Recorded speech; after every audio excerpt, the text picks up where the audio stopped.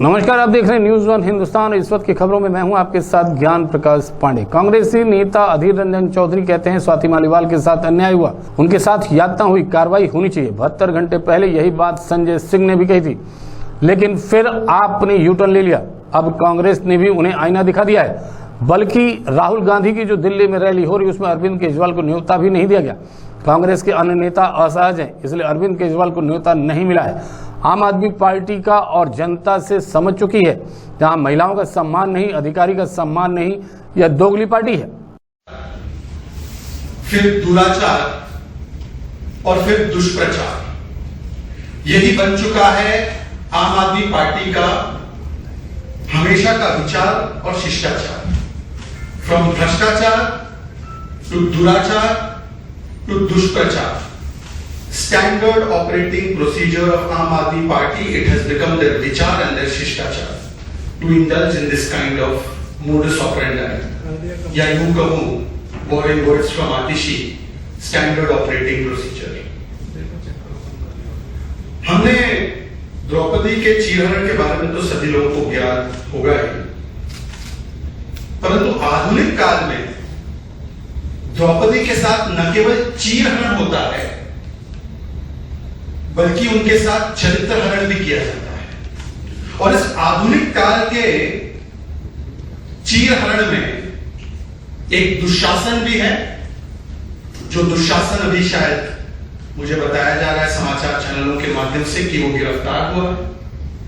एक दुर्योधन भी है, और वो भरी सभा में बैठे हुए और बाहर खड़े धृतराष्ट्र भी है, जो इस पूरे मामले को कई दिनों से इंटरनल मैटर कहकर किसी ना किसी तरीके से इस पर पर्दा डालने का भरसक प्रयास कर रहे थे।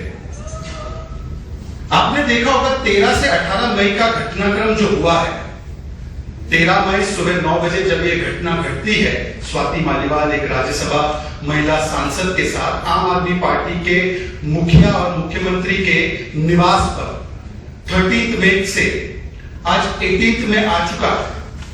इसमें आप देखिए कि क्या क्या फेजेस हुए। 7 फेज के इलेक्शन है, इनका 4 फेज का रिस्पांस है। ये रिस्पांस क्या है? पहले साइलेंस, 72 घंटों तक साइलेंस रखना है। दिल्ली से मनोज सैनी की रिपोर्ट। रायबरेली में भाजपा प्रदेश अध्यक्ष भूपेंद्र चौधरी का बड़ा बयान सामने आया है। उन्होंने कहा कि हमारी केंद्र व प्रदेश की सरकार ने जनता के विकास के लिए कार्य किया है। उन्होंने कहा 2019 में अमेठी जीते, इस बार यूपी की सभी सीटों के साथ रायबरेली को भी जीतने जा रहे हैं। श्रीमती सोनिया गांधी जी से मैं जो कल उन्होंने यहाँ एक विषय रखा है, उसके परिप्रेक्ष्य में उनसे कुछ पूछना चाहता हूँ आप सबके माध्यम से। 2019 के लोकसभा चुनाव जीतने के बाद कितनी बार श्रीमती सोनिया गांधी का रायबरेली में आना हुआ?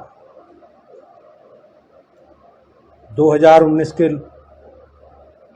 चुनाव के बाद अमेठी से राहुल गांधी चुनाव हार गए, उनका कितनी बार रायबरेली या अमेठी में आना हुआ?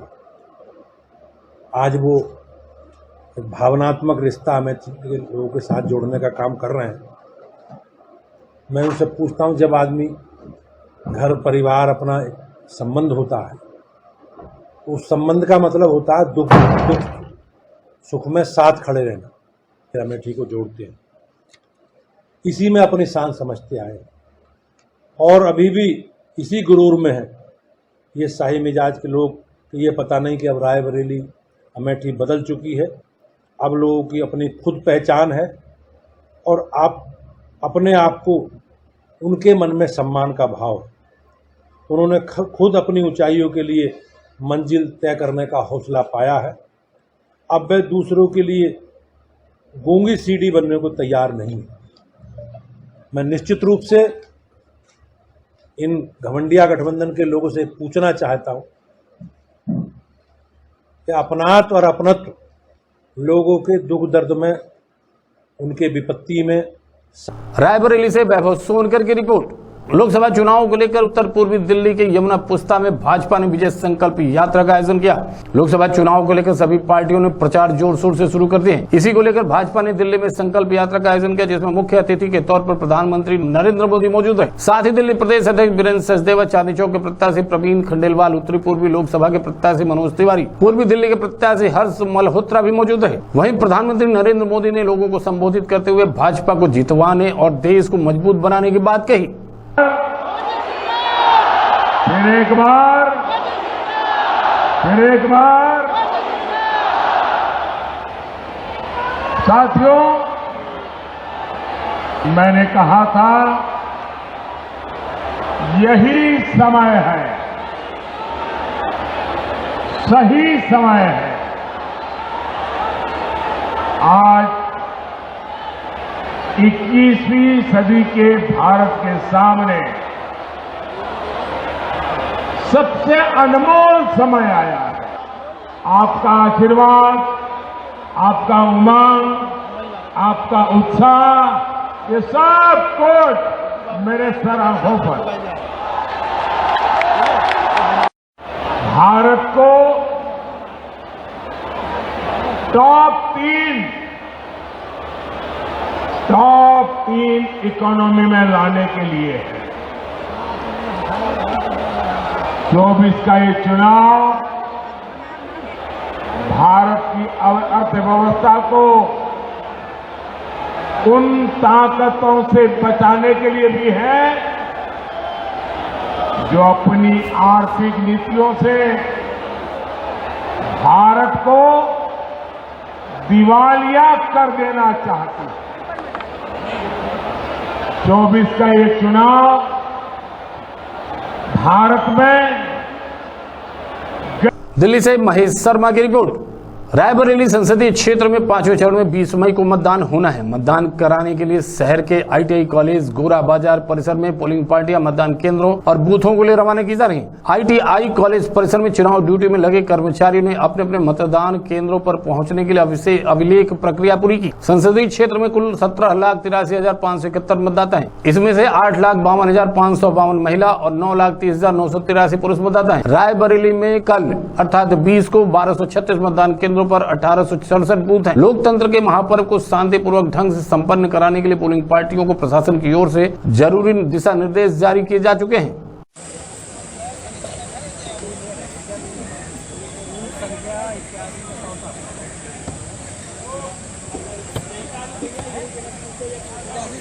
लगे हैं, उनकी उपस्थिति ले रहे हैं। आरक्षित कार्मिक कहीं भी पंडाल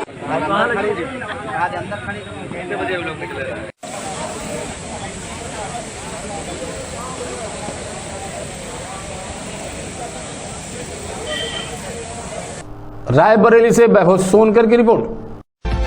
आप देख रहे हैं न्यूज़ 1 हिंदुस्तान।